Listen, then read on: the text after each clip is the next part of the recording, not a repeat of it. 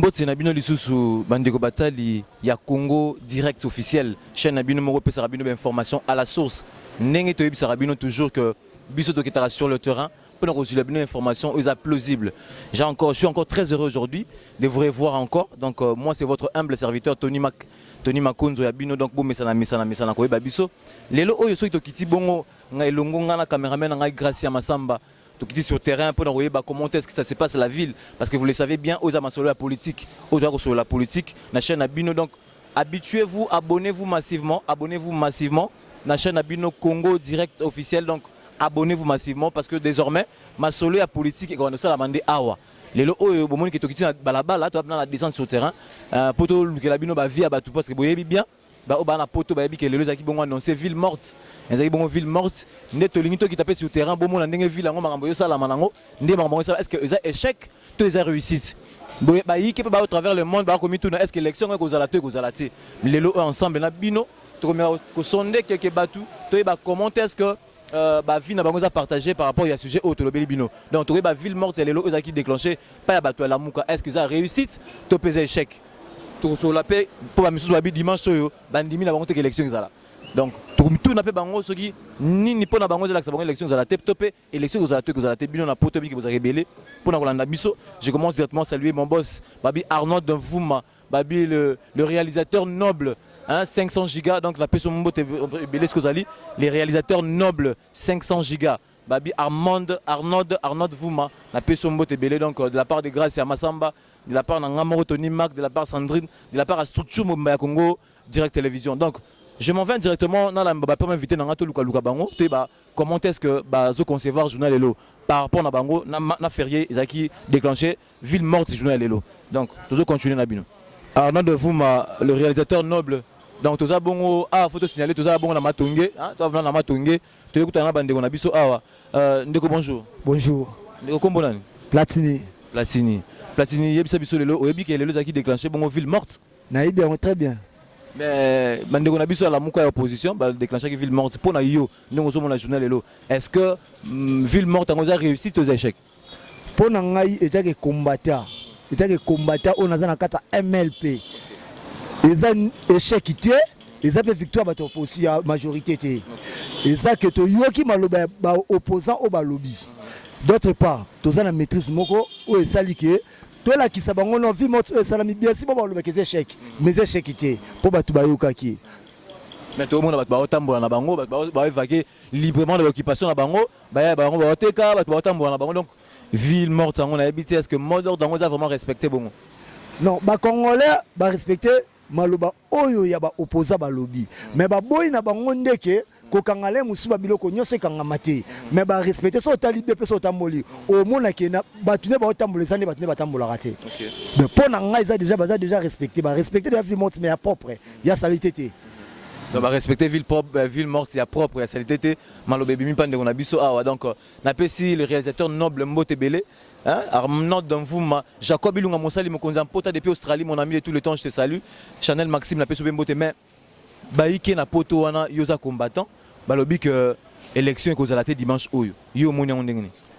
Élection za nani? Pour qu'on ait ngazane na katamboka o. Élection est kozala. De balinga te façon ba balinga ba memela biso. To okena bango pe na façon ba balinga. De élection koza parce que to lembi déjà. Aïm c'est intimement na senga ide se koki de dimanche déjà jour ya élection de alinga te il faut zala machine ekoka te il faut élection ezala mais ba tu aussi prendre ko supprimer quelques provinces hein et que ça la élection dimanche OET donc intégralité à RDC Mobimba et que ça la té na élection ce dimanche yo mona ondeni na yebi ke ça ba avancer ya ba avancer na bango oyo seni azo sala mais ndenge bango bakolinga tokosala kaka bongo poto komana bango tina suka de oyo nga pena na lobby de ezaki tokosala pena oyo bango balinga yango biso tosala poto komana bango tina suka po biso peuple congolais to lembi déjà donc passe na moka banzela bi ezate nzala économie za stabilité donc biso ba to ndimi de to ndimi pena na oyo bango pena bakolinga biso ndimi to keka na marque wana l'essentiel kaka keno solution malamu za mona kata Congo. Donc Babi, l'essentiel car la solution madame Congo en tout cas merci mingi. Merci. Donc nous continuerons na biso paisiblement petit à petit car en ndenge to yebisa biso tozo continuer malembe to kapé to zwa ndeko na biso pepe mene awa na biso ka loba na biso ndeko bonjour. Bonjour. Boni yo. Ah, Kimia. Kombo na ndeko. Nga kombo na Junior. Junior. Ouais. Junior to za na mituna boye parce que oyebi bien que les lots qui décréter ville morte c'est les lots. Ouais, na yebi lelo za ville morte batala muka ndeto sala yango bonga na kata la muka. Yo besoin kata la muka. Siko yo moko za na kata la muka ça tombe bien d'ailleurs. Est-ce que pour na yo ndingo ba lo baki ville morte sango. Ndenge bo déclencher qui ville morte sango. Est-ce que ils a réussi pour na bino to pe mo échec pour na bino.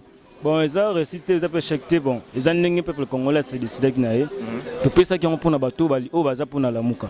Le rôle est salami pe bo salami bongo te salami ndenge bato basaleli yango bon. Ils ont échec ils ont réussi. Ils ont que tout préparer une élection. Na moni que maloba la mo comme ba population comme zongo na ndenge moko boya comme banga trop. La population talim na ndenge ke ba kati ba province o ba possibilité. Totali que place na bato ba souffrir. Na parce que tout ça là des autres sous ah poso to la to telemi to bito kin to tambola.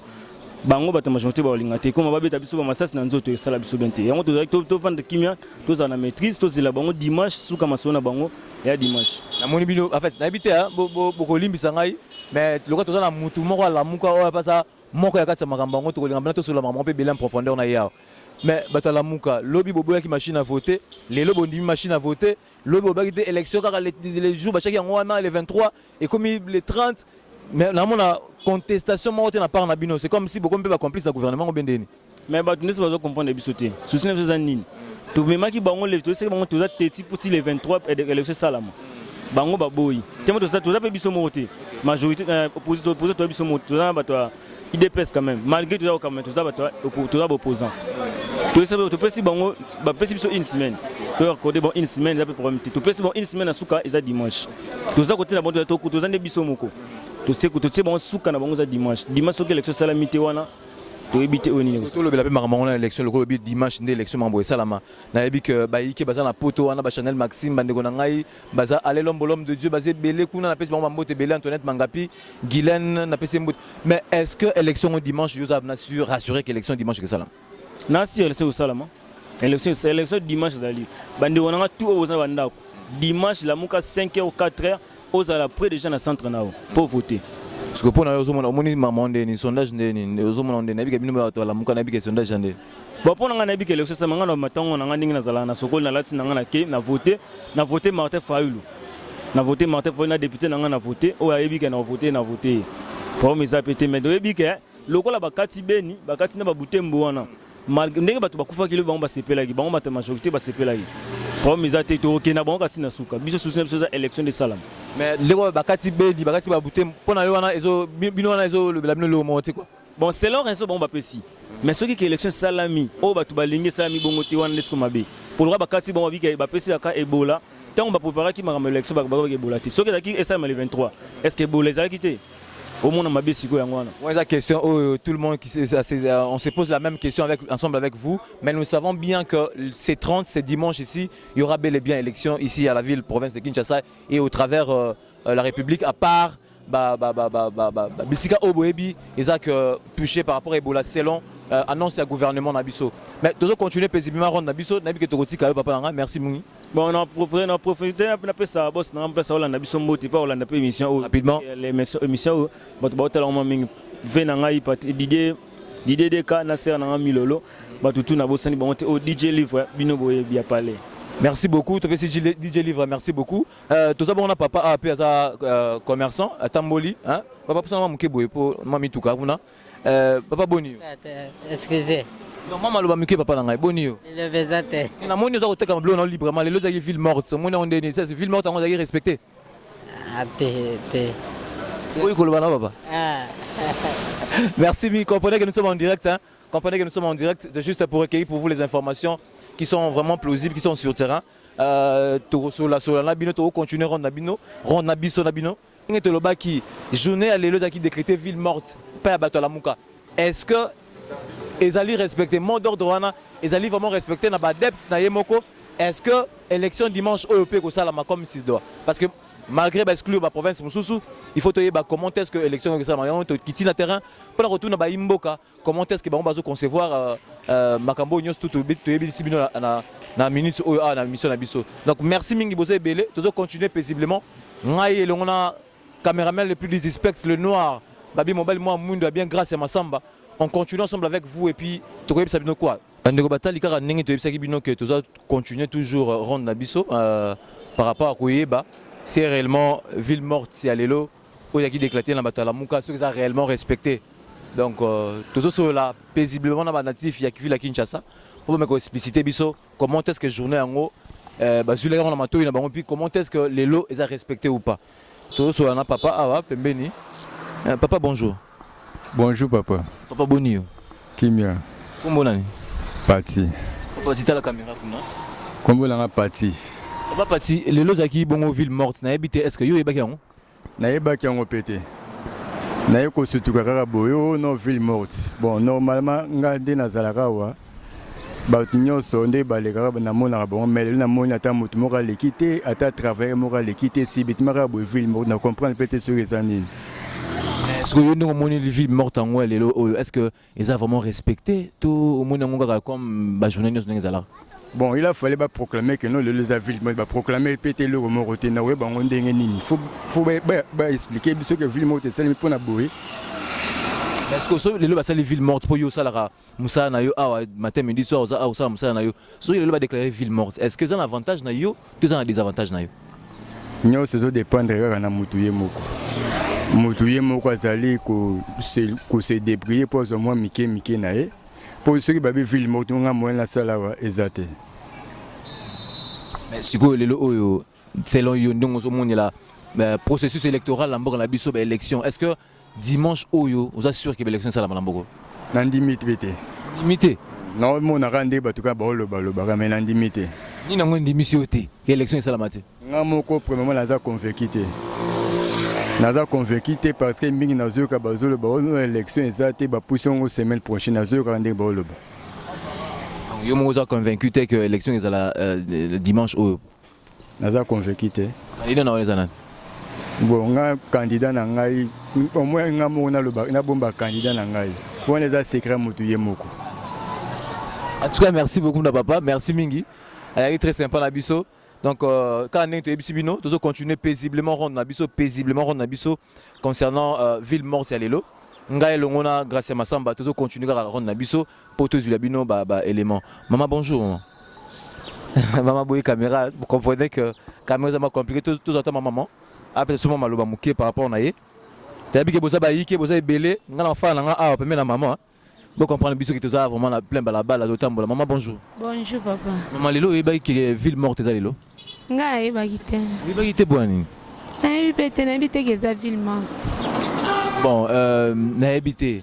Parce que ndenge yo moyen du journal parce que les ba décréter ville morte pas ba biso ya opposition ba biso ya lamuka ba décréter qui ville morte. Parce que pour na yo est-ce que mon journal lelo mona ondeni? Bon, na moni journal ngwa lelo ndenge abimi malili banda to bimi sepe biloko to teka teti na pe journée morte ngo to monité.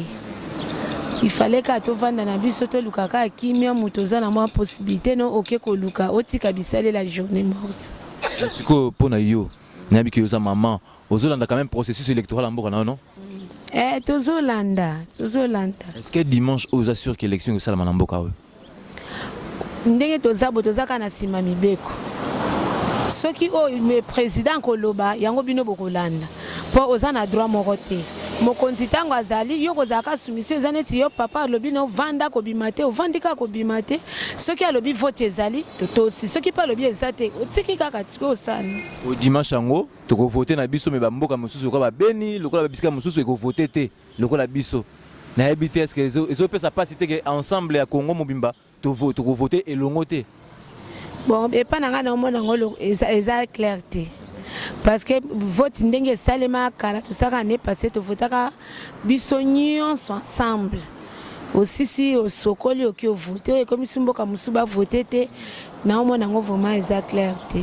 En tout cas maman merci mingi maman rappelle ce kombo na nani maman kombo na maman Marie. Maman Marie merci mingi Merci vraiment. Donc, tu sais que tu continues Ronabiso, tu continues paisiblement, malem Ronabiso. Tu paisiblement tellement merci Mingi.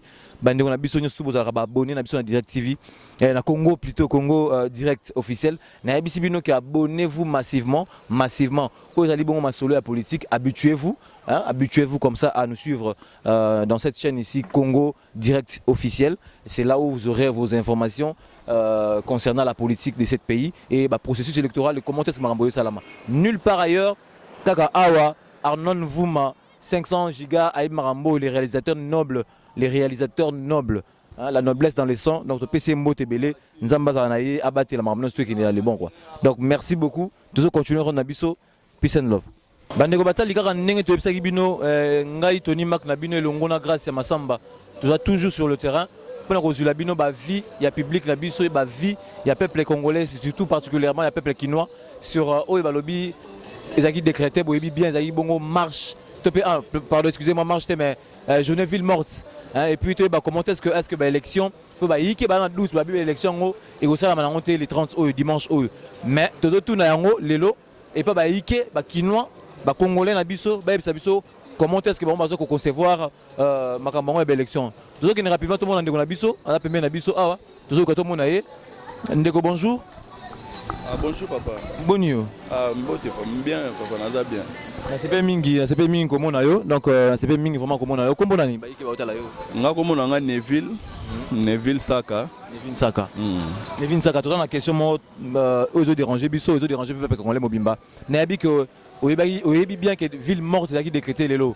Est-ce que pour la ville morte sango bato la muka ba décréter qui est-ce que ils ont réussi to ils ont fait échec nous on la journée les lots.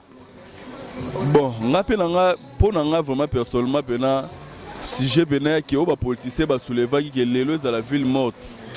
Na et pas nga bena na sepele na ngote. Pour la ni. Na sepele na ngote parce que mboka na biso nde tozo vivre les lots. Peuple congolais vivra au taux du jour. Avec au taux du jour Lelo abimi azuma quelque chose pour asunga pe bana nandako. Mais tu as décrété ville morte, ça dit que ils ont un manque à gagner pour le peuple congolais. Vous comprenez, ils ont un manque à gagner. Donc l'idée on a pena il y a ville morte lelo, nga pour nga personnellement bien na CP na ngote, na ligne ngote bien na CP na ngote. Mais yo mona on ndeni siko ndenge bango ba décréter pose qui décréter ba o ba yebi bango déjà qui za qui décréter. Mais ndongo zo mona la journée ngoto otambo la bonne ça malango. Yo mona est-ce que ville morte ngo faut mettre respecter. Bon, ville morte normalement, premièrement, tu vas décréter ville morte, je pense qu'ils ont des opposants. Les opposants doivent décréter en haut. On a une opposition, on a une unité. Koyoka nezate, ozuna mo IDPS, bazana ngambu na bango. Batu ya lamuka pe bazana ngambu na bango. Na éviter batu ba décréter ngo za bata IDPS to bata lamuka, on ne sait pas. De toute façon la confusion. Confusion ça bena total. To éviter. Ozo prendre. Mais pour na yo na éviter, pour na yo oza ba imboka. Vous avez vraiment aux partisans mboka oyo et loko ni nango ezo sala que opposition na biso la unité selon you. Bon et l'autre sala bien que ba opposant ba la unité eza nini ba on oso bazo local leadership muno so linga za la leader na ko na e ba kenda ki na Genève ba yo kana ba bimisa candidat comme moko to éviter c'est pas ça qui wana boye buto mona ki ba bimisa ki Martin Fayulu abimi et les quelques jours pour candidat Moussa Bimi kuna opposition au Félix Tshisekedi. Au moment que bango na bango kuna confusion mabe c'est-à-dire ils ont problème de leadership. Muno solinga za la leader. Vous comprenez? Muno solinga za la leader. Oh élection au opposant ba gagner on so bango so baza ini. Vous comprenez? Bango so ba unité zate. Bango so baza ini non té. Comment est-ce que ba gagner ba élection? En tout cas na habité baza unité, comment est-ce que ba organiser ba élection malobande on a biso mais na lingana tout rapidement pour na yo ndenge zo moni la processus électoral en Bourg Bisso. Selon yo, on a un processus électoral. Bon, processus électoral en Bourg Bisso est mal organisé. Ils ont bien mal organisé par rapport à l'élection au Nios Tosala il y a 2006 et 2011. Mais il y a tout très très mal organisé. Comment fait-il que tu as posé l'élection sur l'étendue nationale Mobimba?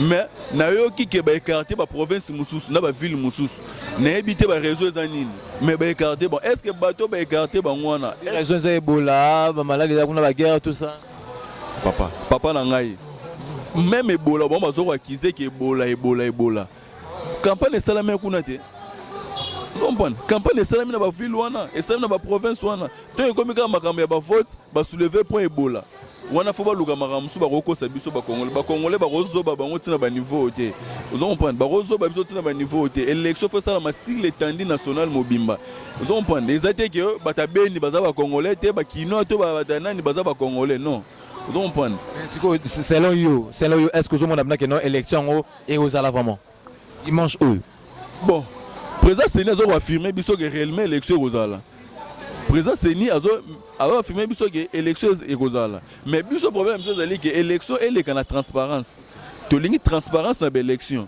oyo akozwa président Seni ayoka soni te ya kopublier ye ozo comprendre ayoka soni te que parce que balobaka que la voix du peuple c'est la voix de Dieu ozo comprendre peuple sera voté mutu na ba publier soit ozala Fayulu Mdarobima problème te soit ozala Chadar soit ozala Félix Tshisekedi problème de metolingi ne ba élection eleka na transparence mais nde nazomona makamde ezokendelele nazomona ke mobule kozala ba bureau de vote d'abord ana nesi biso na matongi awa ba bureau de vote ezaki so 10 na oki et comme soki 3 places quand nde bato bakende voter le au moins que confusion za derrière makasi au moins que za bulu yeke ozo comprendre. Mais ce qu'on a habité yo en tant que Congolais, en tant que Kinois, aux Hollandais, mboka na yo, aux amutu mona, monique aux amutu mona, lingi kimia, aux amutu apé, au conseil ni aux anini. D'abord na bata Seni, et puis na ba opposants, et puis na ensemble peuple congolais mbana ba o ba libana diaspora, o ba bunda rapé mingi pour na cause, y a pas politique na biso, o biso nini conseil nos araboni. Bon, nga conseil nga na ko pesa na ba agent Seni, na lingi premièrement elonga na zo déplorer dans notre transparence. Élection est à la crédible, c'est-à-dire que Batu va voter bas à la l'aise. Président Seni ayoka sonité ya mutu oyo arozala champion, arozala gagnant na ba élection oyo. Tolingi pe mobuluté parce que mboka na biso tokufi trop banda to banda ko kufa tolingi suba mobuluté tolingi peuple congolais kufa lisusu te. Tolingi élection les na transparence et les na ndenga kimia o akobima babimisie ke yende mutalongi. O pa komona ke alongi te avant da calme azela m soutina ba 2022 soki ba élection ko salama atie candidature so ba voter à l'équipe président de la République tolingi ba makelele te ba guerre te tolingi ba combattre ba diaspora ba libana mboka mobulo ezala te kimia za na mboka tolingi bina makila ya congolais etanga lisusu te na Congo. En tout cas merci mingi, merci beaucoup pour la disponibilité au PC Biso. Na remercier bino pe makasi. En tout cas merci beaucoup, merci donc bande onanga bande batali nyos tu ya chaîne Abino Congo direct officiel. Topesi bino merci mingi, merci bozaki belé. Mais tout continuer, tout le glabno tama mutu moko, tout de mutu lisusu. Bongo to clôture na biso. Bonjour ndeko. Bonjour. Comment na Dona lelo ville morte lelo yo muna ondeni ville morte lelo. Ah, ngana mona bakamba ngwele kaka boy malili kutu na soyi bate so ezanini. Na eba ki lelo ville morte zali. Na eba ko tout hein. Oui ba ité. Éviter. Ah, vous informé alors. Anga za na informé ta, nga fanya nani na fanya bona mona kama kama ondele kaka. So rapo na kukufa to kufa kaka. Est-ce que le journal on lelo mona ondeni il y a différents ben rendre comme ba journée sur là. Nga pona nga na so mona ka ndenge ka ba journée sur là ba kopira ba so bima nyo so yaka normal. Est-ce que pour l'élection dimanche, est-ce que dimanche l'élection vous allez pour nous? Pour nga na yoka ki baloba ke élection za dimanche mais na opina na confirmer ngote bato bazo tâtonner bazo bezate bazo bezali. Mais pour na yo moko. Pour nga neti ngani na za boyi na zo na carte te. Na carte te pour nini? Hein? Pour nous carte te yo congolais, kinois, aux carte te. Na sibela na pona makambo za carte na te na sibela na zo carte te pona ko voter te. Pona moi so ka mo to voter ba ba sala ka tricage ba misa moto mususu. Yo boya aux carte pour bien sûr voter tricage za la roi. Yango ni na boya na ko zo carte.